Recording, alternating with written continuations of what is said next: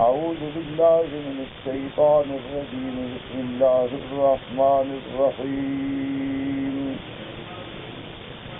وقالوا لن نؤمن لك حتى تفجر لنا من الأرض ينبوعا أو تكون لك جنة من نخيل وعنب فتفجر الأنهار خلالها تفجيرا أو تسقط السماء كما زعمت علينا كسفا أو تأتي بالله والملائكة قبيلا أو يكون لك بيت من زخرف أو ترقى في السماء ولن نؤمن لرقيك حتى تنزل علينا كتابا نقرأه قل سبحان ربي هل كنت إلا بشرا رسولا وما منع الناس أن يؤمنوا إذ جاءهم الهدى إلا أن قالوا أبعث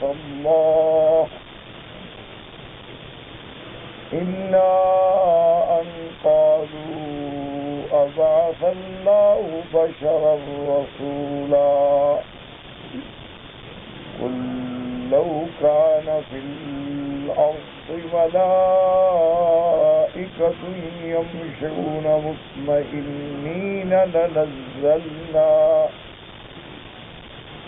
لنزلنا عليهم من السماء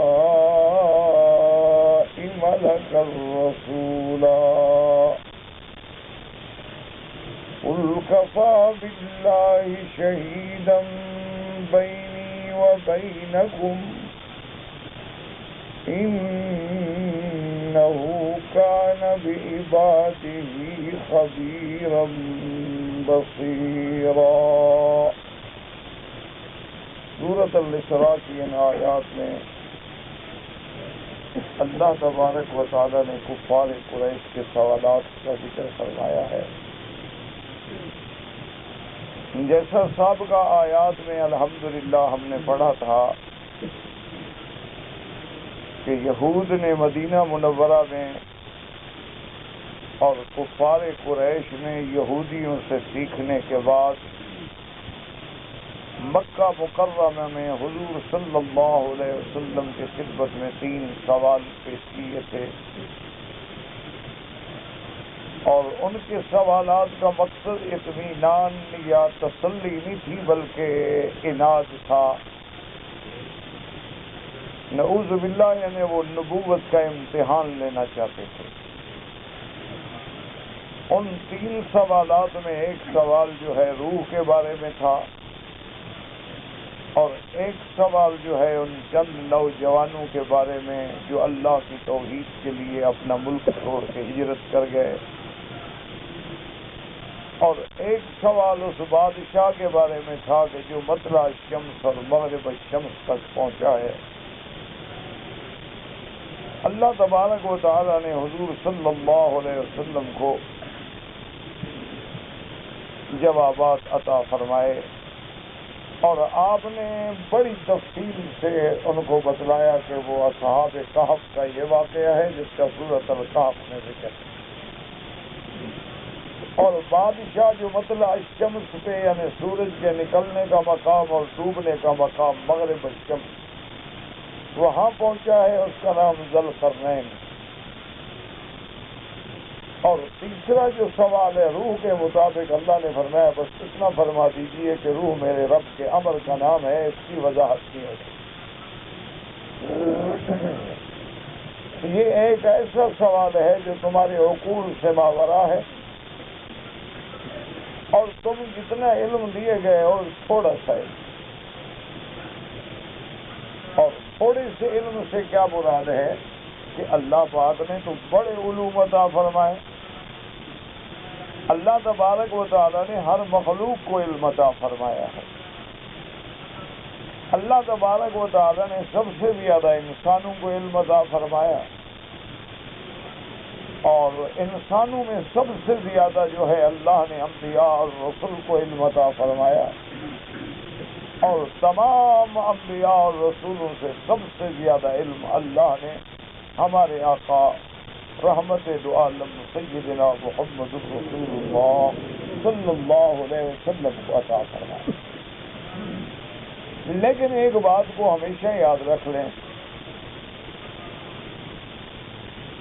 کہ اس مسئلے کو حل کیا حضرت سیدنا خضر علیہ السلام نے، بالکل بات جو تھی وہ واضح کر دی کہ جب سیدنا موسیٰ علیہ السلام اور سیدنا خضر علیہ السلام کشتی میں سوار تھے، ایک چڑیا نے آ کے کشتی کے کنارے پہ بیٹھ کے پانی کی چونچ سے پانی لیا، تو سیدنا خضر علیہ السلام نے سمجھانے کے لیے پوچھا کہ موسیٰ علیہ السلام، اس چڑیا نے جو ایک قطرہ پانی لیا ہے دریا سے، دریا میں کتنا پانی کم ہو گیا؟ تو موسیٰ علیہ السلام نے فرمایا کہ کچھ بھی نہیں، ایک قطرے سے دریا کو کیا فرق پڑتا ہے؟ تو حضرت سیدنا خضر علیہ السلام نے فرمایا کہ علمی و علمک و علم الخلائق کلھا، کہ موسیٰ علیہ السلام میرا علم جو اللہ نے مجھے دیا ہے اور تیرا علم جو اللہ نے تجھے دیا ہے، کیونکہ موسیٰ علیہ السلام شریعت کے عالم تھے اور حضرت خضر علیہ السلام جو ہے وہ علم تکوینیات کے عالم تھے، اور فرمایا اللہ کی جتنی مخلوق ہے ان سب کا علم اللہ کے مقابلے میں اتنا دریا میں کمی نہیں کرتا جتنا چڑیا نے کمی کی۔ تو وما اوتیتم من العلم الا قلیلا کا معنی یہ ہے کہ اللہ کے علم سے تو تم بہت تھوڑا سا دیے گئے، یعنی جب اللہ کے علم سے مقابلہ کریں گے تو کچھ بھی نہیں۔ اسی لیے حضور پاک نے دعائے استخارہ میں جو سکھلایا ہے، اللہم ان کنت تعلم، فرمایا انک تعلم ولا اعلم، یا اللہ آپ جانتے ہیں ہم نہیں جانتے، حالانکہ اللہ نے کتنا علم دیا ہے۔ تو معنی یہ ہوتا ہے کہ جب مخلوق کا علم اکٹھا کر کے خالق کے علم کے سامنے لے آؤ تو اللہ کا علم محیط ہے اور مخلوق کا علم تو محدود ہے، حد ہے، اللہ کے علم کی تو کوئی حد نہیں۔ اسی لیے یہود نے جب اعتراض کیا کہ یا رسول اللہ صلی اللہ علیہ وسلم، آپ جانتے ہیں کہ تورات جو ہے وہ بہت بڑی حکمت ہے، حکمتوں سے بھری ہوئی کتاب ہے، اور یہ بھی اللہ نے قرآن میں فرمایا ہے کہ وَمَن يُؤْتَ الْحِكْمَةَ فَقَدْ أُوتِيَ خَيْرًا كَثِيرًا، کہ جن کو ہم حکمت عطا فرماتے ہیں ان کو بہت بڑی بھلائی عطا فرماتے ہیں۔ تو آپ کیسے کہتے ہیں کہ ہمیں تھوڑا علم ملا؟ ہمیں تو تورات کا علم ملا ہے۔ تو اس کا بھی جواب اللہ تبارک و تعالیٰ نے بیان فرما دیا کہ میرے محبوب آپ ان کو بتلا دیں کہ قُل لَوْ كَانَ الْبَحْرُ مِدَادًا لِكَلِمَاتِ رَبِّي، کہ اگر ساری دنیا کے دریا جو ہیں وہ سیاہی بن جائیں اور ساری دنیا کے درخت جو ہیں وہ قلم بن جائیں اور 7 گنا ان دریاؤں کو بڑھا دیا جائے تو سیاہیاں خشک ہو جائیں گی، قلم گھس جائیں گے، لیکن اللہ کے کلمات ختم نہیں۔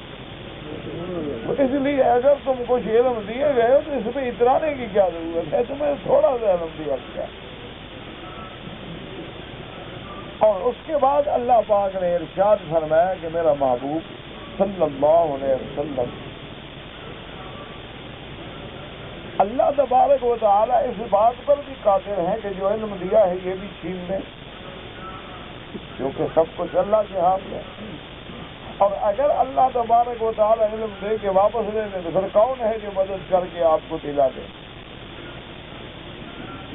باقی ان کافروں کے جو سوالات ہیں ان کا مقصد جو ہے صرف ضد ہے اور عناد ہے، یہ سمجھنا نہیں چاہتے، نہ ان کا کوئی مقصد ہے کہ یہ حضور کی نبوت پہ دلیل مانگنا چاہتے ہیں۔ اللہ نے فرمایا کہ میرے محبوب آپ کی نبوت کے لیے سب سے بڑی دلیل جو ہے وہ اللہ کا کلام ہے، اللہ کا قرآن۔ جب اتنا بڑا معجزہ موجود ہے جب اتنا بڑا گواہ موجود ہے، جب اتنی بڑی شہادت موجود ہے، تو پھر کسی اور معجزے کی یا اور سوالات کرنے کی ضرورت کیا ہے؟ باقی کوئی دشمن یہ اعتراض کر سکتا ہے کہ یہ قرآن جو ہے اللہ کا کلام نہیں ہے، بلکہ یہ انبیاء علیہم السلام حضور پاک نے خود بنایا ہے، تو اللہ پاک نے فرمایا کہ آپ ان کو چیلنج کر دیجئے، قُلْ إِنِ اتَّبَعَتِ الْإِنسُ وَالْجِنُّ عَلَىٰ أَن يَأْتُوا بِمِثْلِ هَٰذَا الْقُرْآنِ لَا يَأْتُونَ بِمِثْلِهِ، کہ میرا محبوب آپ ان کو کہہ دیجئے کہ اگر ساری دنیا کے انسان اور جن مل جائیں، عَلَىٰ أَن يَأْتُوا بِمِثْلِ هَٰذَا الْقُرْآنِ لَا يَأْتُونَ بِمِثْلِهِ وَلَوْ كَانَ بَعْضُهُمْ لِبَعْضٍ ظَهِيرًا، اور وہ ایک دوسرے کی مدد بھی کریں تو اللہ کے قرآن جیسی وہ ایک صورت بھی نہیں بنا سکتے، اللہ کے قرآن جیسی وہ ایک آیت بھی نہیں بنا سکتے۔ تو جب اللہ کے قرآن کا مقابلہ نہیں کر سکتے تو معلوم ہوا کہ یہ اللہ کا کلام ہے، تو جس پہ اللہ کا کلام اترا ہے تو صاف بات ہے کہ وہ اللہ کا نبی ہے، تو پھر مزید گواہی کی کیا ضرورت، مزید سوالات کرنے کی کیا ضرورت؟ تو سب سے بڑی گواہی، سب سے بڑا معجزہ جو ہے میرے محبوب کا، وہ اللہ کا قرآن ہے۔ اور اسی لیے علماء کرام فرماتے ہیں کہ اللہ نے ہر زمانے میں ہر پیغمبر کو معجزات عطا فرمائے ہیں، لیکن ان کا زمانہ گزر گیا، وہ معجزات بھی گزر گئے۔ اب دیکھیں موسیٰ علیہ السلام کو اللہ نے بڑے معجزات عطا فرمائے، وَلَقَدْ آتَيْنَا مُوسَىٰ 9 آیَاتٍ بَيِّنَاتٍ، لیکن موسیٰ علیہ السلام کا زمانہ گزر گیا، وہ معجزات بھی گزر گئے۔ اگر اللہ قرآن میں ذکر نہ فرماتے تو ہمیں تو پتہ بھی نہ چلتا کہ موسیٰ علیہ السلام کو کون سے معجزے ملے۔ اللہ تبارک و تعالیٰ نے سیدنا عیسیٰ علیہ السلام کو بڑے معجزات عطا فرمائے۔ اس سے بڑا معجزہ کیا ہے کہ مردہ کو کہے کہ کم بِإِذْنِ اللہ تو مردہ کھڑا ہو جائے۔ اسی طرح سیدنا عیسیٰ علیہ السلام، اگر کوئی آدمی مادرزاد اندھا بھی ان کے سامنے آتا، آنکھوں پہ ہاتھ پھیرتے تو بینا ہو جاتا، اگر کوئی برس اور کوڑ کا مریض آتا، ہاتھ پھیرتے تو وہ تندرست ہو جاتا، اگر آپ کوئی ایسی چیز بنا کے پرندے کی شکل میں پھونک مارتے تو زندہ ہو کے اڑ جاتا۔ اللہ نے ایسے معجزات عطا فرمائے، لیکن عیسیٰ علیہ السلام گزر گئے، وہ معجزات بھی ختم ہو گئے۔ لیکن جب دور آیا میرے آقا کا، محبوب دو عالم، رحمت دو عالم، سیدنا محمد الرسول اللہ صلی اللہ علیہ وسلم کا، تو حضور کی نبوت بھی قیامت تک، کہ اللہ کے نبی کے بعد کوئی نبی نہیں آئے گا، تو اللہ نے آپ کو معجزہ بھی ایسا دیا کہ قیامت تک قرآن کا معجزہ موجود ہے، کہ جتنے دور گزر گئے ہیں یا اور گزر جائیں گے، ساری دنیا چاہے جتنا مرضی آئے زور لگا لے، لیکن اللہ کے قرآن جیسا کوئی قرآن نہیں بنا سکتا۔ اور یاد رکھیں کہ ہر دور میں دجاجلہ نے، ہر دور میں زنادقہ نے، ہر دور میں دین اسلام کے دشمنوں نے اللہ کے قرآن کو مسخ کرنا چاہا، اللہ کے قرآن میں تحریف کرنی چاہی، اللہ کے قرآن کا مقابلہ کرنا چاہا، لیکن آج تک رسوا ہو گئے اور کوئی ایک آیت بھی اللہ کے قرآن کی نہ بنا سکا۔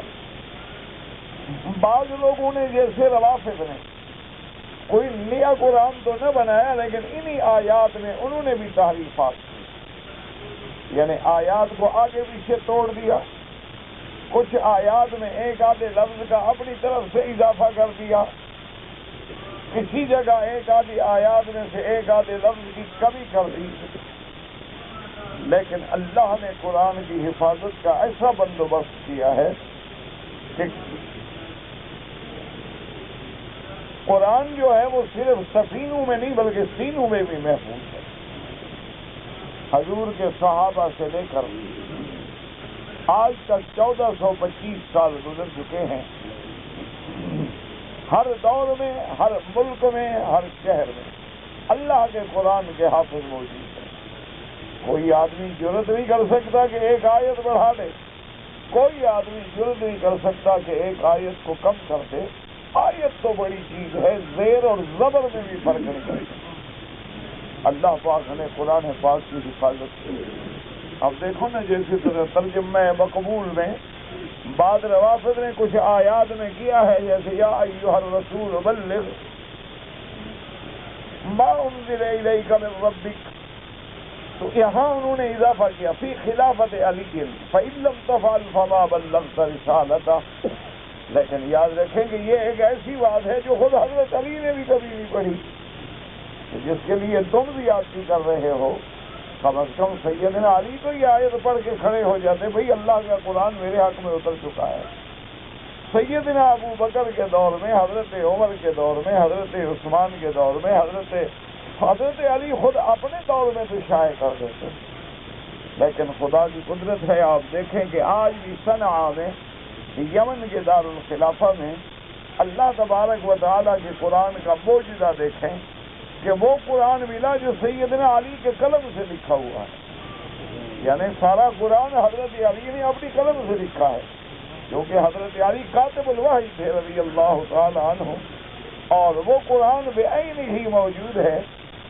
اللہ تبارک و تعالی ان منتظمین کو جزا دے کہ انہوں نے کروڑوں روپے خرچ کیے ہیں، چونکہ وہ کاغذ اتنا بوسیدہ ہے کہ ہاتھ لگاؤ ٹوٹ جاتا ہے، تو انہوں نے اس پہ کروڑوں روپے خرچ کر کے اس کو محفوظ کیا، اور وہ آج بھی اس عجائب میں موجود ہے اور لوگ جا کے زیارت کرتے ہیں۔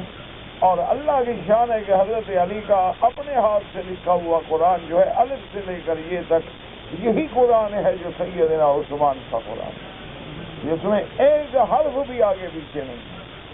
تو اب آپ حیران ہوں گے نا کہ آپ اگر حضرت علی کے لیے بنائیں اور حضرت علی بھی نہ مانتے ہوں تو پھر ایسے بنانے کا کیا فائدہ ہوا؟ اس لیے جیسے کہ مسیلمہ بن الکذاب نے، اس نے بھی اللہ کے قرآن پہ قرآن بنانے کی کوشش کی، اور بھی بہت سارے زنادقہ گزرے ہیں دنیا میں، لیکن کوئی بھی کامیاب نہ ہو سکا۔ یعنی اللہ کے قرآن کا آپ معجزہ دیکھیں کہ اس وقت جو اسلام اور عالم اسلام پہ اور مسلمانوں پہ مشکل کا دور آیا ہوا ہے، مشرق سے لے کر مغرب تک، شمال سے لے کر جنوب تک، کہ ہر آندھی جو ہے وہ مسلمانوں کے خلاف ہے، ہر برق جو ہے وہ مسلمانوں پہ گر رہی ہے۔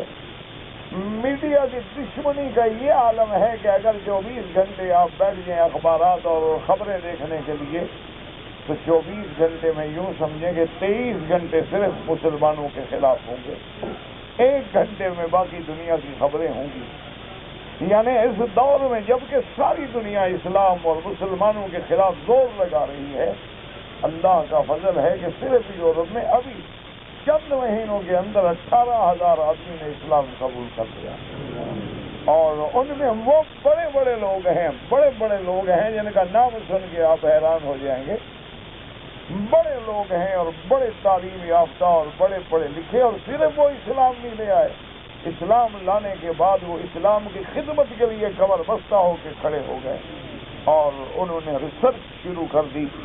انہوں نے کہا کہ ہم نے جب اسلام کا مطالعہ کیا ہے اور جو ورق کھلتے گئے، اسی طرح ہمارے دل سے کفر و ظلمات کے اندھیرے چڑھتے گئے اور اللہ کے قرآن کی روشنی جو ہے وہ داخل ہوتی۔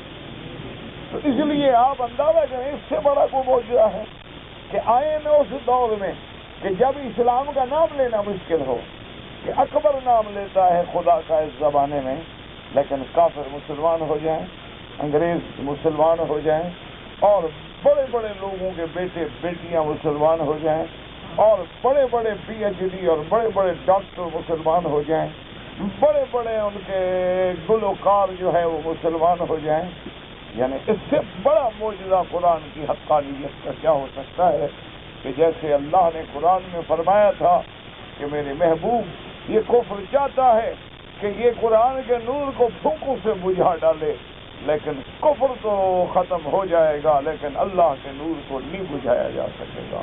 واللہ متم نورہ ولو کرہ الکافرون، واللہ متم نورہ ولو کرہ المشرکون۔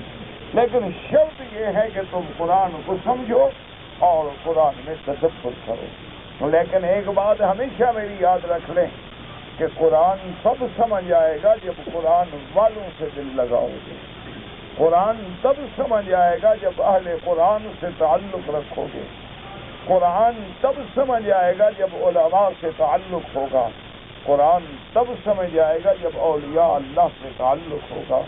اس کی وجہ یہ ہے کہ صرف کتاب نہیں ہوتی بلکہ اس کے لیے رجال کی بھی ضرورت ہوتی ہے۔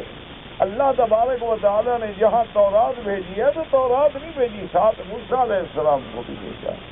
اللہ تبارک و تعالیٰ نے صرف قرآن نہیں اتارا، ساتھ محمد رسول اللہ کو بھی بھیجا ہے۔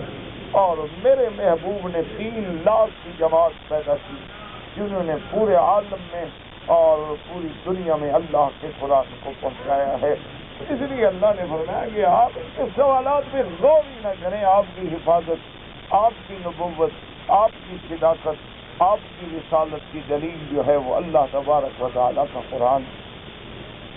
اور اس کے بعد آخر میں اللہ نے ارشاد فرمایا تھا کہ میرے محبوب قرآن ایک ایسی کتاب ہے کہ اس میں ہم نے بڑا کھول کھول کے ایک ایک چیز بیان کی ہے۔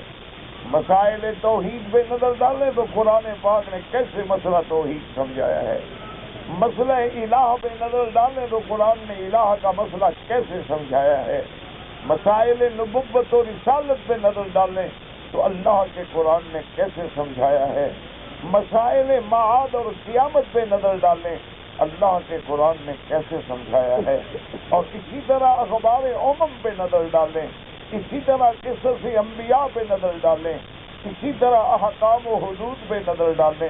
اللہ کا قرآن ایک ایسی جامع، ایسی کامل، ایسی مکمل دستاویز ہے، کتاب ہے کہ جس کا توڑ دنیا نہیں کر سکتی اور نہ قیامت تک کر سکے گی۔ اس لیے اللہ پاک نے فرمایا کہ قرآن ہی آپ کے لیے کافی ہے۔ اب اس کے بعد اللہ نے پھر کافروں کے سوالات نقل کیے کہ کفار قریش نے حضور صلی اللہ علیہ وسلم کی خدمت میں آ کے اقتراحات کی کہ یا رسول اللہ اگر آپ ہماری یہ باتیں مان لیں، اگر آپ ہمارے مطلوبہ معجزات ہمیں دکھلا دیں تو ہم اسلام لانے پہ غور کر سکتے ہیں۔ اور ان مطالبات میں کیا تھا؟ کہنے لگے کہ ہم آپ پر اس وقت تک ایمان نہیں لے آئیں گے حتیٰ کہ آپ اس سرزمین مکہ میں چشمے جاری کر دیں، کہ یہاں چشمے جاری ہو جائیں اور یہاں کھجوروں کے اور انگوروں کے باغ لگ جائیں اور ان کے اندر نہریں بہ رہی ہوں، تو پھر ہم سمجھیں گے کہ آپ اللہ کے نبی ہیں۔ اسی طرح اس کے بعد اندازہ کریں، بات کو یاد رکھیں کہ ہمیشہ علماء نے فرمایا ہے، ایک بات یاد رکھو کہ معجزات وہ ہوتے ہیں، معجزے کا کیا معنی کہ جس کام کو اور دنیا نہ کر سکے، عاجز آ جائے، وہ امر خارق کے عادت اللہ اگر نبی کے ہاتھ پہ ظاہر کریں تو معجزہ ہوتا ہے، اور اللہ ولی کے ہاتھ پہ ظاہر کریں تو وہ کرامت ہوتی ہے۔ تو معجزہ بھی برحق ہوتا ہے اور اولیاء کی کرامت بھی برحق ہوتی ہے، لیکن ان کے ساتھ یہ بات یاد رکھ لیں کہ نہ تو معجزہ نبی کے اپنے ہاتھ میں ہوتا ہے کہ جب چاہا دکھلا دیا، اور نہ کرامت ولی کے اپنے ہاتھ میں ہوتی ہے کہ جب چاہا کرامت ظاہر کر دی، بلکہ یہ دونوں چیزیں اللہ کے ہاتھ میں ہیں۔ اللہ اپنی حکمت میں جب چاہتے ہیں تو انبیاء کے ہاتھ پہ معجزہ ظاہر فرما دیتے ہیں، اولیاء کے ہاتھ پہ کرامت ظاہر فرما دیتے ہیں، اور اگر اللہ نہ چاہے تو اللہ کی مرضی ہے ظاہر نہ فرمائے، جہاں وہ ظاہر فرما دیتے ہیں تب بھی اللہ کی حکمتیں ہیں، اور جہاں ظاہر نہیں فرماتے ہیں وہاں بھی اللہ کی حکمتیں ہیں۔ اب دیکھیں کہ سیدنا امیر المؤمنین عمر بن الخطاب الناطق بالحق والصواب رضی اللہ تعالی عنہ وارضاہ ثانی الخلفاء وزیر النبی المصطفیٰ، حضرت عمر کی کرامت دیکھیں کہ آپ مدینہ منورہ میں ہیں اور آپ کا جرنیل جو ہے وہ نہاوند میں جنگ لڑ رہا ہے کافروں کے خلاف، اور نہاوند اور مدینے کے درمیان میں 2 مہینے کا فاصلہ ہے، کیونکہ اس زمانے میں فاصلے جو تھے وہ اونٹوں پہ طے کیے جاتے تھے یا گھوڑوں پہ طے کیے جاتے تھے، ہوائی جہاز یا ٹرینیں یا گاڑیاں یا بسیں تو نہیں تھی۔ لیکن حضرت عمر رضی اللہ تعالی عنہ نے مدینہ منورہ میں کھڑے ہو کر منبر رسول سے کھڑے ہو کر اپنے جرنیل کو ہدایات جاری کی کہ یا ساریت الجبل، یا ساریت الجبل، کہ ساریہ پہاڑ کو اپنی پشت میں لے لو۔ صحابہ حیران ہیں کہ حضرت عمر کیا کہہ رہے ہیں؟ حضرت ساریہ تو نہاوند گئے ہوئے ہیں اور حضرت عمر مدینے میں کھڑے ہیں، یہ کیا ہو گیا حضرت عمر کو کہ منبر پہ کھڑے ہو کے کیا کر رہے ہیں؟ جب حضرت عمر رضی اللہ تعالی عنہ جمعہ سے فارغ ہوئے تو آپ کے ساتھیوں نے عرض کیا کہ ماذا قلت یا امیر المؤمنین، حضرت آپ نے کیا فرمایا ہے؟ آپ نے فرمایا کہ اللہ نے میرے اوپر کھول دیا، میں یہاں سے کھڑے ہوئے محاذ جنگ دیکھ رہا تھا اور میری فوجوں کو شکست ہو رہی تھی، تو میں نے یہاں سے کھڑے کھڑے ان کو ہدایات جاری کی ہے۔ صحابہ حیران ہو گئے، یہ کسی نے نہیں کہا نعوذ باللہ کہ غلط کہہ رہے ہیں، جانتے تھے کہ عمر تو غلط کہتا ہی ہے۔ عمر رضی اللہ تعالیٰ عنہ کی حق پہ تو اللہ نے ہمیشہ لسان زبان پہ حق جاری کیا ہے، اور چند دن گزرنے کے بعد جب حضرت ساریہ فتح کا پرچم لہراتے ہوئے مدینہ منورہ میں آئے، اللہ نے مسلمانوں کو فتح دی، اور حضرت عمر کے بارے میں صحابہ نے پوچھا تو انہوں نے کہا کہ جمعہ کا دن تھا، عین جمعہ کی نماز کا وقت تھا کہ حضرت عمر کی آواز آئی، ہم شکست کھا رہے تھے، لیکن حضرت عمر کی آواز پہنچی تو ہم نے فوراً اپنی پوزیشن بدل لی جنگ میں، اور اللہ نے ہمیں کامیاب کروا دیا۔ اب دیکھیں کتنی بڑی کرامت ہے کہ 2 مہینے کا فاصلہ ہے اور عمر کے سامنے میدان جنگ ہے، لیکن وہی عمر مسجد نبی میں موجود ہے، محراب رسول میں موجود ہے، اور آپ کا قاتل جو ہے ابو لولو ایک صف پیچھے چھپا ہوا ہے، حضرت عمر پہ حملہ کرتا ہے، حضرت عمر شہید ہوتے ہیں، صحابہ شہید ہوتے ہیں، لیکن حضرت عمر کو علم نہیں ہے کہ قاتل کہاں کھڑا ہے، ورنہ تو حکم دیتے پکڑ لو بھائی۔ تو آگے وجہ کیا ہے کہ کرامت جب اللہ چاہتے ہیں تو اولیاء کے ہاتھ سے ظاہر کرتے ہیں، اور معجزہ بھی جب اللہ چاہتے ہیں تو پیغمبر کے ہاتھ سے ظاہر کرتے ہیں۔ پیغمبر کے اپنے ہاتھ میں معجزات نہیں ہوتے کہ جب چاہا دکھلا دیا، اور کرامت بھی اللہ کے اولیاء کے ہاتھ میں نہیں ہوتی کہ جب چاہا دکھلا دیا۔ اسی طرح آپ دیکھیں کہ اللہ کے کتنے اولیاء ہیں جنہوں نے لوگوں کے لیے دعائیں کی، اللہ نے اولاد عطا فرمائی اور خود لاولد مر گئے۔ لاکھوں بیماروں کے لیے دعا کی، اللہ نے شفا عطا فرمائی اور خود بیماری کی حالت میں رہے۔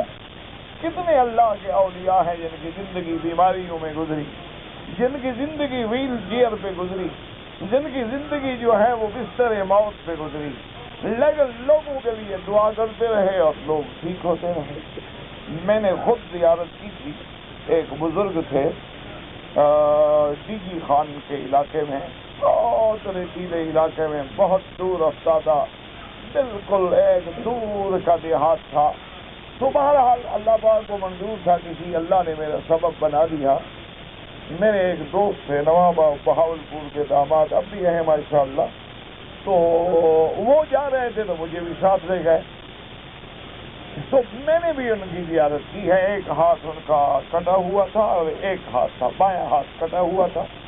جب ہم گئے تو اتنا بیماری تھی، اتنا بڑھاپا تھا، اتنا ضعف تھا، اتنا کمزوری تھی کہ حضرت چارپائی پہ لیتے رہتے تھے اور سامنے پرچے بچھے ہوتے تھے، اور لوگ ملنے والے وہیں آ کے بیٹھ جاتے اور حضرت دعا کرتے تھے، ورنہ اٹھ کے بیٹھنے کی بھی ہمت نہیں تھی، یعنی اتنا کمزوری ہے اور اتنا ضعف ہے۔ تو ان کے بارے میں ایک بڑی مشہور بات تھی، ایک تو وہ مستجاب الدعوات تھے، دعا کرتے تو اللہ پاک منظور فرما دیتے، اور دوسرا ایک بڑی مشہور بات تھی کہ کوئی آدمی آگے کہتا کہ حضرت مجھے فلاں بیماری ہے، میں بیمار ہوں اور مثلا مجھے بخار نہیں چھوڑتا ہے، مجھے گلا خراب ہے، میرا پیٹ ٹھیک نہیں ہوتا ہے، تو حضرت جو وہ فرما دیتے نا، خیال آتا، کسی کو کہتے گاجر کھاؤ، کسی کو کہتے مولی کھاؤ، کسی کو کہتے شلغم کھاؤ، کسی کو کہتے کھیرے کھاؤ، کسی کو کچھ ایسے بس جو دماغ میں آ گیا فرما دیا، اور جو فرما دیتے تھے وہ جا کے آدمی استعمال کرتا وہ ٹھیک ہو جائے۔ یعنی اللہ تبارک و تعالیٰ کی شان۔ میرے بیٹھے بیٹھے بھی کئی آدمی آئے اور انہوں نے آ کے پوچھا، مجھے یاد ہے کہ انہوں نے پوچھا، ایسے نمبر وار پوچھتے تھے آپ کون ہیں، کہاں سے آئے، کہاں سے آئے، کہاں سے آئے، مجھ سے بھی پوچھا آپ کون ہیں، میں میرا نام محمد مکی ہے، کیوں آئے؟ میں نے کہا جی بس زیارت کے لیے۔ اچھا وہ سارا ختم کر کے اللہ تبارک و تعالیٰ ان کی قبر پہ کروڑوں رحمتیں فرمائے، پھر پوچھنا شروع کرتے اچھا ابھی آپ کا کیا نام ہے، آپ کا کیا نام، کیوں آئے کیوں؟ اور پھر دوسرے دفعہ مجھ سے پوچھا، میں نے کہا جی میرے یہ صاحبزادہ صاحب جو ہیں نواب صاحب جو یہ آ رہے تھے، میں ان کے ساتھ آیا۔ اب جب تیسرے دفعہ پوچھا تو اب میں بے وقوف آدمی، جاہل آدمی، میرے جیسا پاگل بلوچ آدمی، تو اب میرا خون کھول گیا، میرا میٹر پھر گیا، ابھی کیا مجھے کیا کیسا بزرگ ہے؟ ایک دفعہ پوچھا ہے، دو دفعہ پوچھا ہے، کیا تنگ کر دیا ہے؟ بار بار پوچھے کون ہے آپ کا نام؟ بتایا تو ہے میرا نام۔ اب پوچھا آپ کا، میں نے آپ غصے میں کہا محمد مکی میں نام۔ کیوں آئے؟ میں نے کہا بے وقوفی کی۔ اب میرا دماغ خراب ہو گیا، بے وقوف پاگل، پاگل تو پہلے بھی تھے اب بھی ہے، اب کون سا کوئی عالم بن گئے، اب بھی وہی بے وقوف ہے۔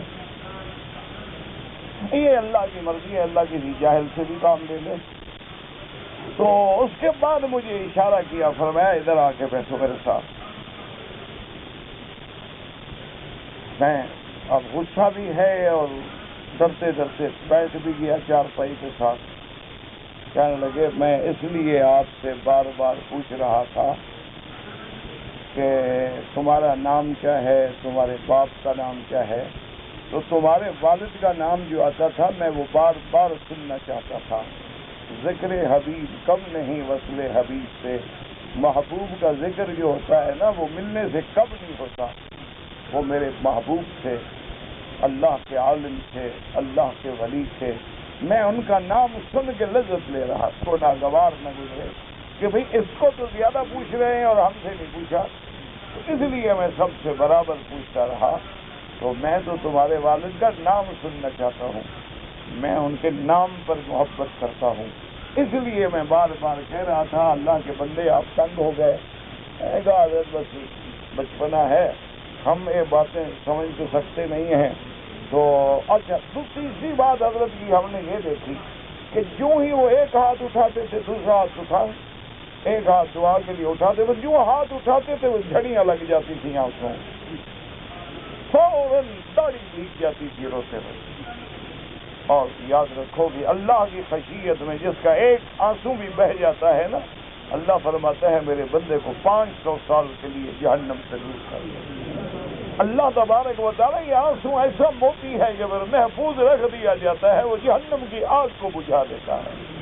میں نے جب ان کو روتے دیکھا اور ان کی دعا میں وہ درد دیکھا، وہ کیفیت دیکھی، تو اب مجھے اب سمجھ تو کچھ نہیں تھی، ہم بالکل ابھی بچے تھے اور کوئی عقل وقل تھا نہیں، لیکن ایسا احساس ہوا کہ بھی واقعی کسی اللہ والے کی صحبت میں آئے ہیں۔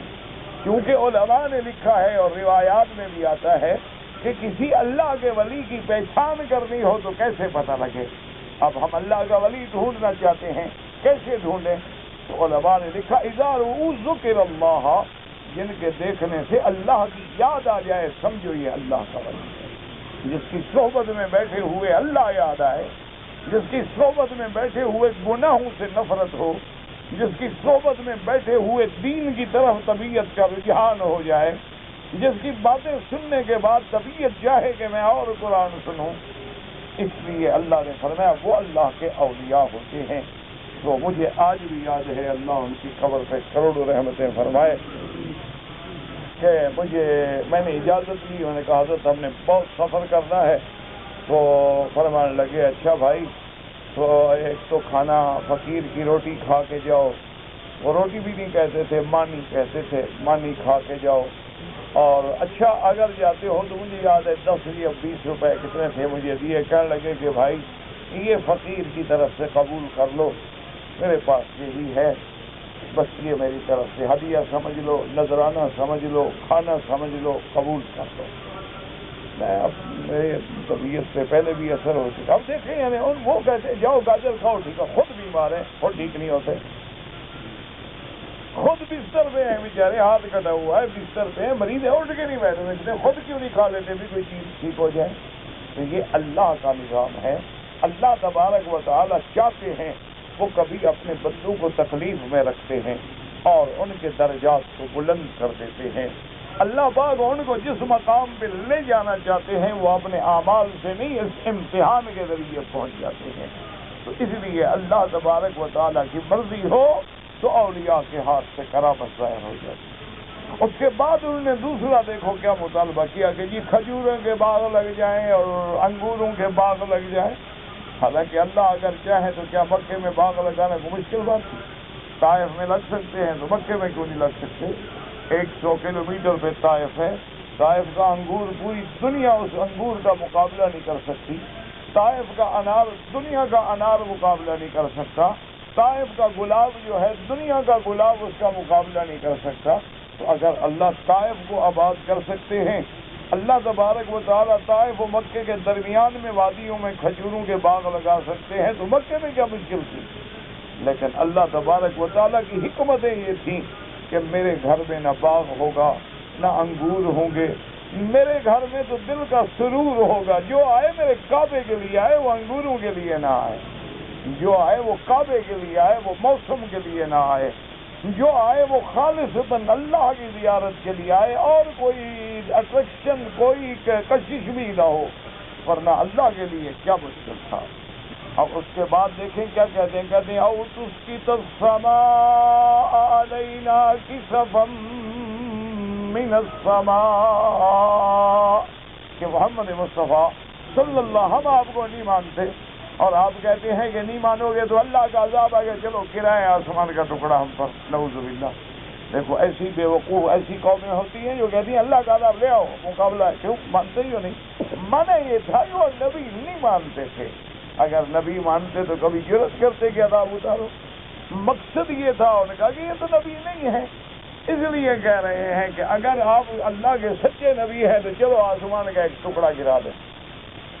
او تأتی باللہ والملائکۃ قبیلا، یا آپ ایسا کریں کہ اللہ ہمیں زیارت کرا دیں، یا ملائکہ ہمارے سامنے آ کے کھڑے ہو جائیں اور گواہی دیں کہ محمد مصطفیٰ اللہ کا سچا نبی، پھر ہم مان لیں گے۔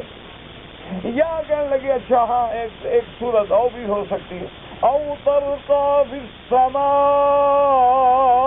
ولن نؤمن لرقيك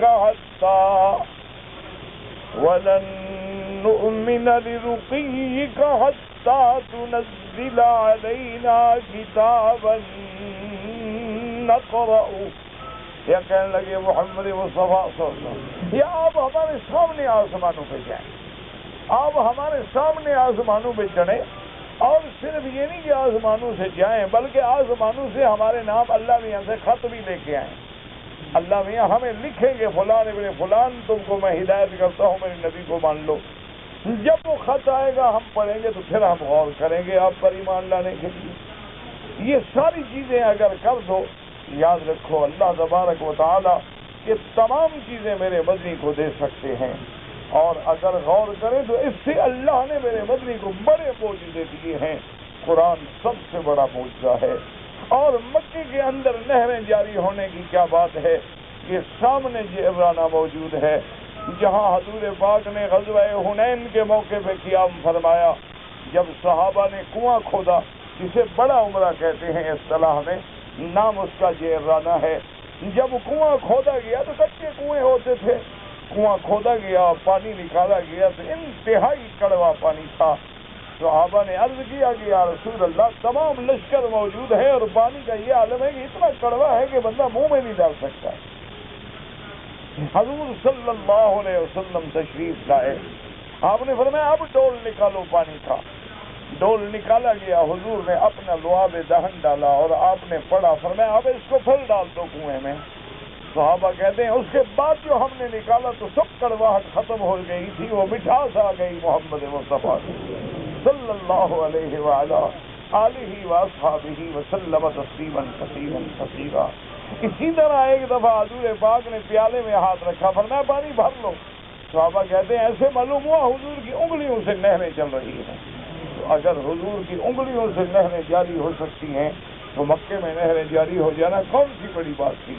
لیکن یہ مانگنے والوں کی گستاخی تھی، یہ مانگنے والوں کا استہزاء و عناد تھا، ورنہ اللہ تو ہر چیز پہ قادر ہیں۔ اس لیے اللہ پاک نے فرمایا کہ ایک اصولی جواب دے دیں ان کو، قل سبحان ربی هل كنت الا بشرا رسولا. آپ ان کو کہہ دیں کہ پاک ہے میرے رب کی ذات، یہ ساری چیزیں جو ہیں میرے اللہ کے ہاتھ میں ہیں.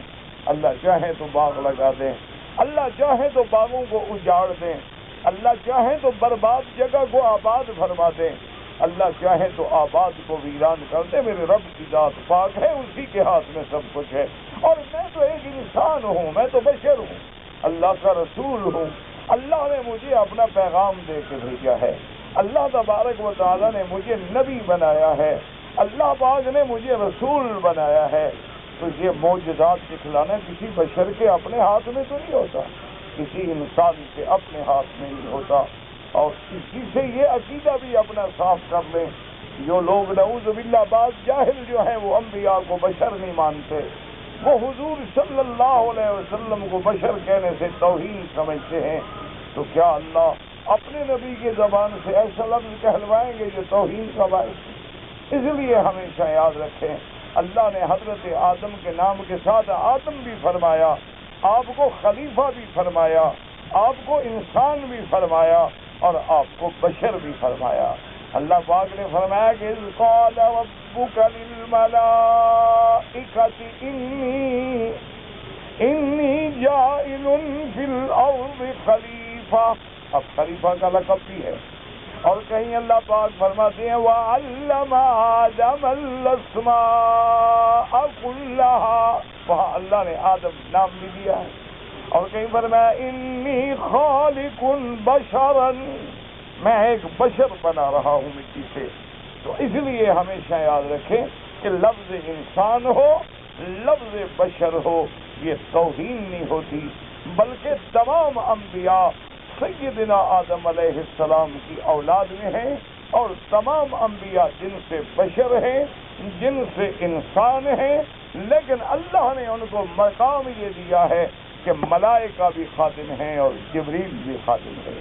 اس کے بعد اللہ تبارک و تعالیٰ نے ان آیات کے بعد فرمایا کہ میرے محبوب صلی اللہ علیہ وسلم وَمَا مَنَعَ النَّاسَ أَن يُؤْمِنُوا إِذْ جَاءَهُمُ الْهُدَى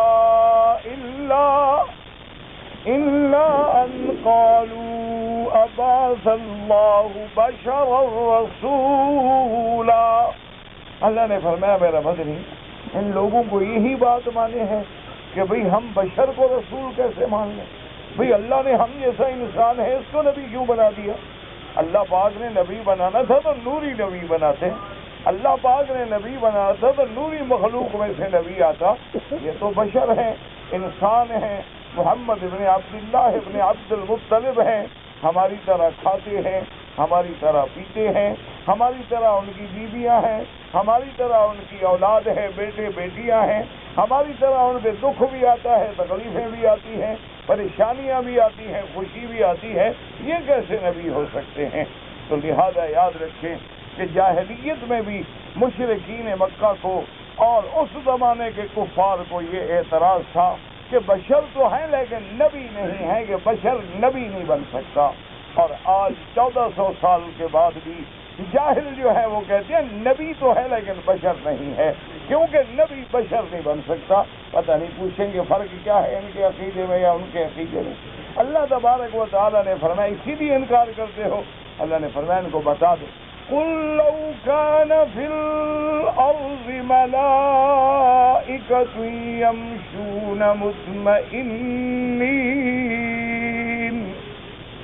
يَمْشُونَ مُطْمَئِنِّينَ لَنَزَّلْنَا عَلَيْهِمْ مِنَ السَّمَاءِ مَلَكًا رَّسُولًا.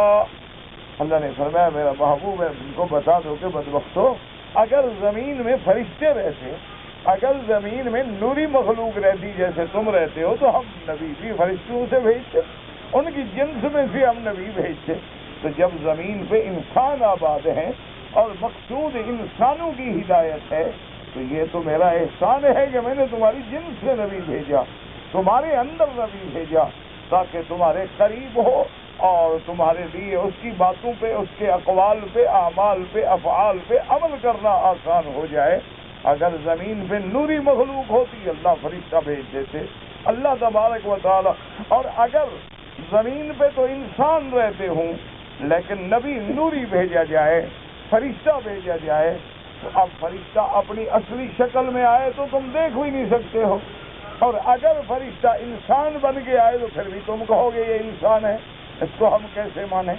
اور پھر یہ ہے کہ جب وہ فرشتہ آپ سے کہے کہ روزہ رکھو، آپ کہیں گے جناب آپ کو تو بھوک نہیں لگتی نا، اس لیے کہہ رہے ہیں۔ جب وہ آپ سے کہے کہ جناب نماز پڑھو، آپ کہیں گے آپ تو تھکتے نہیں نا، اس لیے کہتے ہیں نا بعض نمازیں پڑھو۔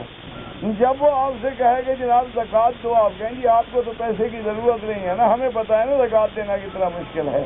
اللہ نے فرمایا نہ، ہم نبی اسی جنس سے بھیجتے ہیں جو صرف نماز کا کہتا نہیں بلکہ ساری رات جاگ کے بھی دکھلاتا ہے، جو لوگوں کو خیرات کا کہتا نہیں صدقہ و خیرات کر کے بھی دکھلاتا ہے، جو لوگوں کو روزے کا کہتا نہیں روزہ رکھ کے بھی دکھلاتا ہے، جو لوگوں کو حج کا کہتا نہیں بلکہ حج پہ عمل کر کے دکھلاتا ہے۔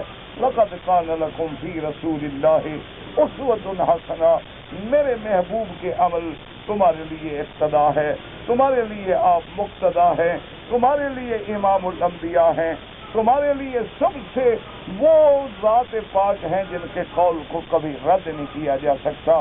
تو اللہ تبارک و تعالی نے مشرکین مکہ کے ان اسئلہ کا جواب جو ہے وہ اس صورت میں عطا فرمایا۔ دعا کریں کہ اللہ پاک ہمیں بھی صحیح راستے پہ قائم و دائم رکھے اور صراط مستقیم نصیب فرمائے۔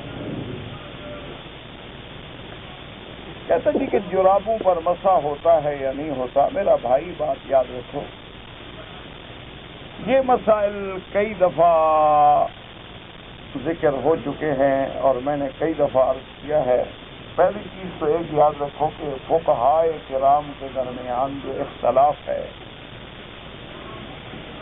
وہ ہمیشہ ان مسائل میں ہوتا ہے جن مسائل میں نص نہ ہو۔ ایک بات یاد رکھو، اگر مسائل میں نص موجود ہے، قرآن موجود ہے، حدیث مبارک متواتر مشہور موجود ہے اور اجماع صاحب، پھر وہاں اجتہاد ہوتا ہی نہیں، اختلاف ہوتا ہی۔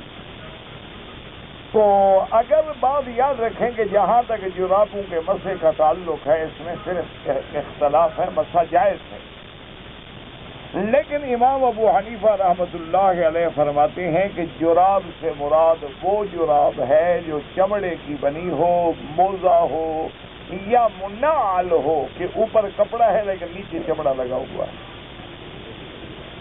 جس کو پہن کے آدمی جوتے کے بغیر بھی چل سکتا ہو اور جو چلنے میں نیچے گر بھی نہ جاتی ہو اور اتنی باریک بھی نہ ہو کہ پانی اس سے رس کے اندر جا سکتا ہو، تو اس جراب سے مسح جائز ہے۔ امام احمد بن حنبل رحمۃ اللہ علیہ فرماتے ہیں کہ لفظ جراب ہے لہذا ہر جراب سے جائز ہے، چاہے کپڑے کی ہو، چاہے نیلون کی ہو، باریک ہو یا موٹی ہو۔ کہتے جی کہ نماز جنازہ میں اگر ایک سلام پھیریں تو نماز پوری ہو جاتی ہے، 2 پھیریں تو جائز ہے، کوئی منع نہیں ہے۔ یہ مسائل میرا بھائی ایسے نہیں ہیں جن میں بلا وجہ اپنے اوقات ضائع کرے، یہ اعلیٰ اولیٰ کے مسئلے ہیں۔ تم 2 دفعہ سلام اگر منع ہوتا تو ہر نماز میں 2 سلام کیوں پھیرتے؟ تو 2 سلام بھی جائز ہیں اور 1 سلام بھی جائز ہے۔ جو 2 پھیرتے ہیں ان کے ساتھ کوئی جھگڑا نہیں، جو 1 پھیرتے ہیں کوئی جھگڑا نہیں۔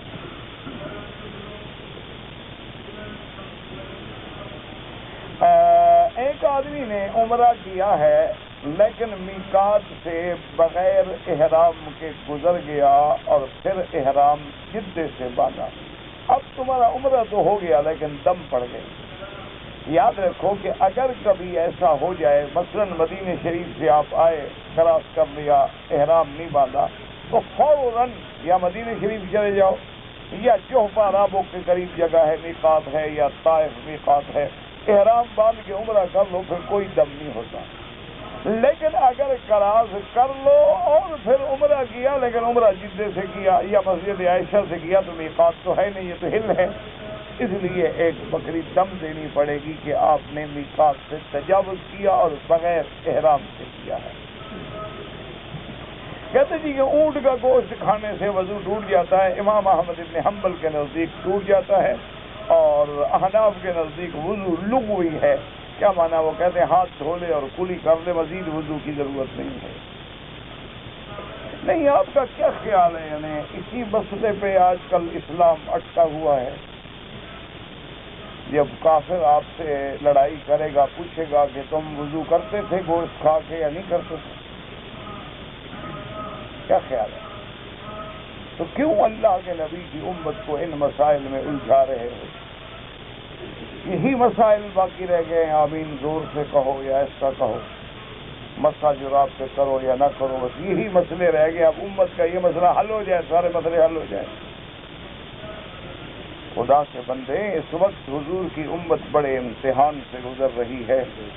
کوشش کرو اللہ ان کو اتحاد اتفاق عطا فرمائے اور انتشار اور افتراق سے بچائے۔ اس دور میں بھی جو مولوی ان چھوٹے چھوٹے مسائل کو امت کو لڑاتے ہیں، وہ اسلام سے دشمنی کرتے ہیں، وہ اسلام سے وفاداری نہیں کر رہے بلکہ دشمنوں سے وفاداری کر رہے ہیں کہ ہم ایک دوسرے سے لڑتے رہیں کہ جی وہ اس کے پیچھے نماز نہ پڑھے، اس کے پیچھے نماز نہ پڑھے، اس نے کہا وہ کافر ہو گیا، اس نے کہا وہ کافر ہو گیا۔ اور یہی دشمن چاہتا ہے کہ تم آپس میں لڑو، تم آپس میں مرو، تاکہ دونوں طرف سے جو مریں گے اس کے دشمن ہیں، اس کو تو خوشی ہے نا، مسلمان ادھر کا مرے یا مسلمان ادھر کا مرے۔ تو اس لیے یہ زمانہ، یہ دور ایسا ہے کہ ان چھوٹے مسائل کو بھول جاؤ، اور یہ اعلیٰ اولا کے مسئلے ہیں، کوئی کفر اسلام کے مسئلے نہیں ہیں۔ کسی نے آمین زور سے کہا الحمدللہ، آہستہ کہا الحمدللہ، کسی نے جراب پہ مسح کر کے نماز پڑھ لی الحمدللہ، کسی نے وضو کر کے پڑھ لی الحمدللہ، کسی طرح اللہ کے دربار میں وہ حاضری تو لگا رہا ہے۔ تم مل کے کوشش کرو جو نماز نہیں پڑھتا، تم مل کے کوشش کرو اس بندے کو اللہ کے حرم میں لے آؤ جو بالکل دین سے باہر ہے، جو اسلام سے باہر ہے، جو قرآن سے باہر ہے۔ بلا وجہ اللہ کے لیے اب حضور کی امت کو معاف کر دو، بہت ہو گیا، بہت لڑا لیا تم نے ہر آدمی نے اپنی اپنی روٹیاں بنانے کے لیے امت کو لڑایا ہے، ہر آدمی نے اپنی پارٹی بنا لی۔ پارٹی بنانے میں پیسے بڑے ملتے ہیں نا جی، ایک گروپ بن جاتا ہے نا، وہ گروپ پھر مدد کرتا ہے، اور اگر کھل کے سب کی بات کرو تو پھر تمہاری مدد کون کرے؟ وہ کہیں گے یہ مولوی عجیب ہے، کہتے ہیں حنفیوں کا یہ مسئلہ ہے، حنبلیوں کا یہ مسئلہ ہے، شافعیوں کا یہ مسئلہ ہے۔ یار یہ مولوی ہمارے کام کا نہیں، کام کا تو وہ ہے نا جو لڑائے نہیں، بس تم حق پہ ہو باقی سب غلط ہے، تم جنتی ہو باقی ہو گیا۔ اچھا ٹھیک ہے، یہ ہمیں جنت کی ٹکٹ دلا رہا ہے۔ وہ ہمارے ایک پیر صاحب تھے، ان کا ایک ڈرائیور تھا، وہ جب پیر صاحب گاڑی سے اترنے تو وہ بیچارہ کھڑے ہو کے وہ ماتم کرتا رہتا تھا۔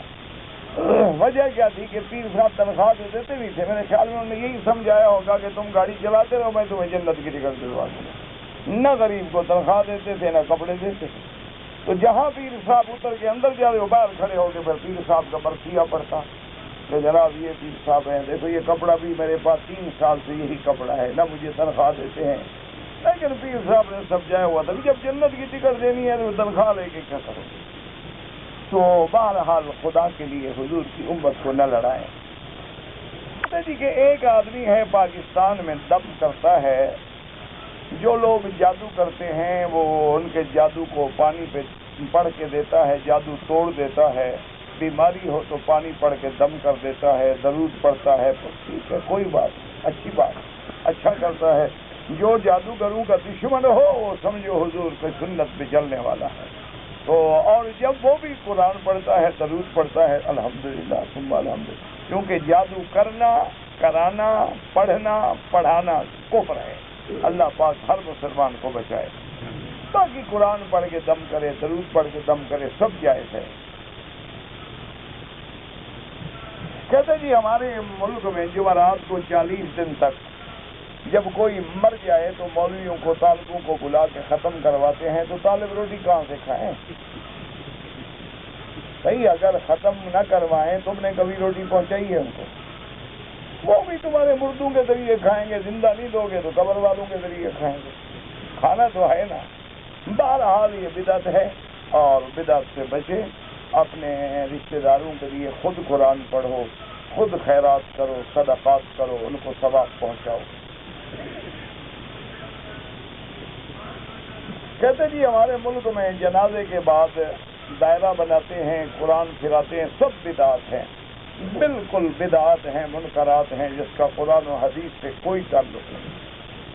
اگر میرے رشتے دار ہیں وہ حیات ہیں، اگر میں ان کے لیے عمرہ کروں، اگر انہوں نے وصیت کی ہے کہ میرا عمرہ کرو، اگر نہیں تو پھر آپ عمرہ اپنے لیے کریں اور عمرہ کرنے کے بعد دعا مانگیں اللہ سے کہ یا اللہ یہ عمرہ تو میں نے اپنے لیے کیا، اس کا ثواب فلاں کو عطا فرما، تو اللہ چاہیں گے تو عطا فرما دیں گے۔ کہتے جی کہ اگر میری بیوی کہتی ہے کہ مجھے علیحدہ گھر میں رکھو، میں تمہارے والدین کی خدمت نہیں کر سکتی، کوئی بات نہیں، یا تو پیار سے سمجھاؤ، محبت سے سمجھاؤ، اس کو قائل کرو بھی آخر تمہارے والدین بھی تو ہیں نا، تو میرے والدین بھی ہیں اور میرے والدین بھی اس وقت تمہارے والدین کی حیثیت رکھتے ہیں، لیکن اگر وہ پیار محبت سے نہ مانے تو جبراً آپ خدمت نہیں کروا سکتے۔ تم کیوں نہیں کرتے ہو والدین کی خدمت؟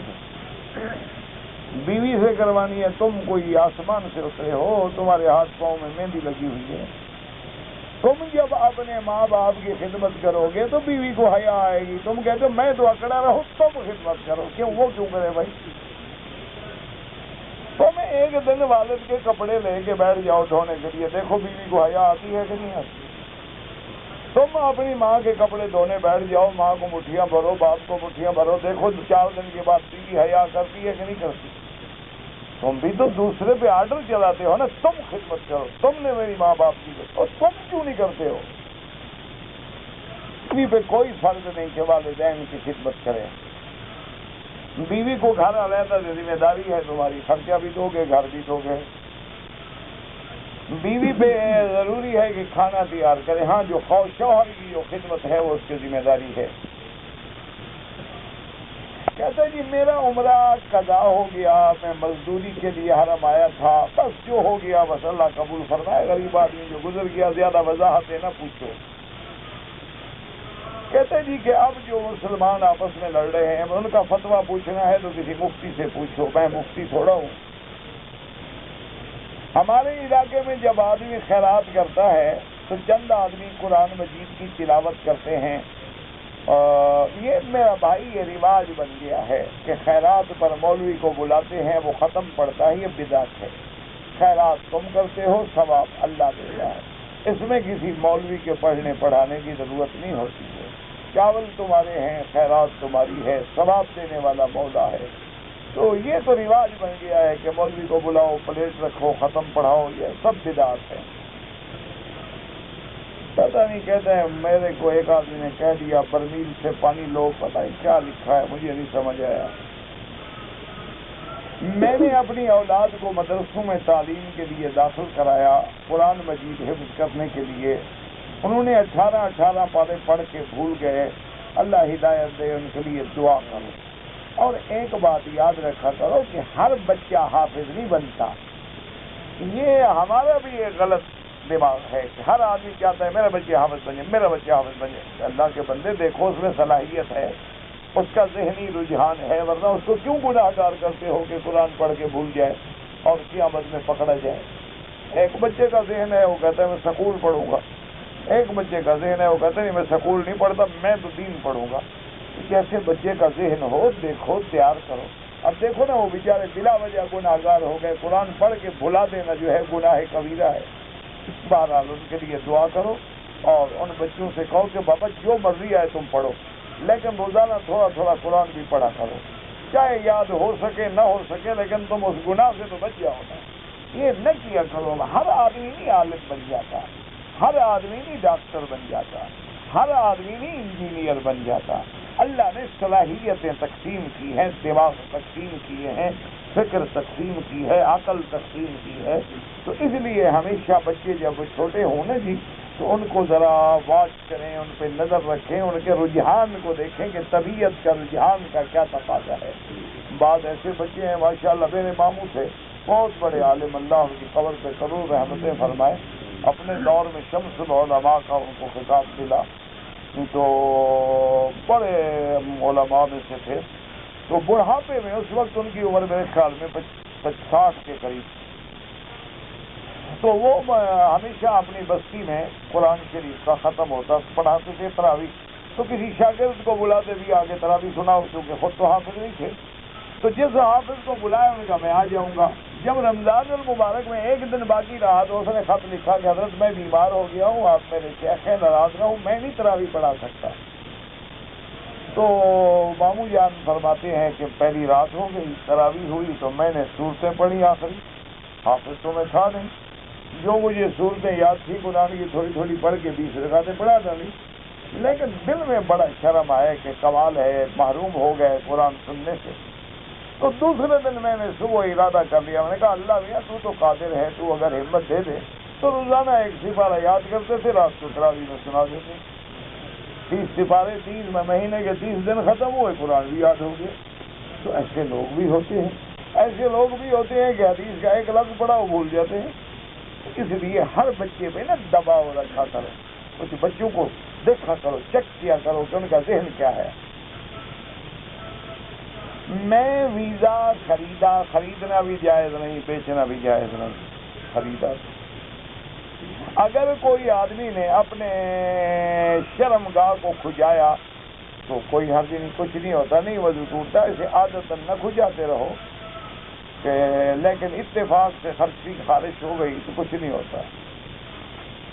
قرآن کی آیت جو ہے مختلف نام سے مختلف ہے، کوئی مختلف نہیں ہے، ایک سورت کے کئی نام ہوتے ہیں، جیسے اللہ کے 99 نام ہیں، اسی طرح سورت الاسراء بھی ہے، سورت بنی اسرائیل بھی ہے، ایک سورت کے کئی نام ہوتے ہیں۔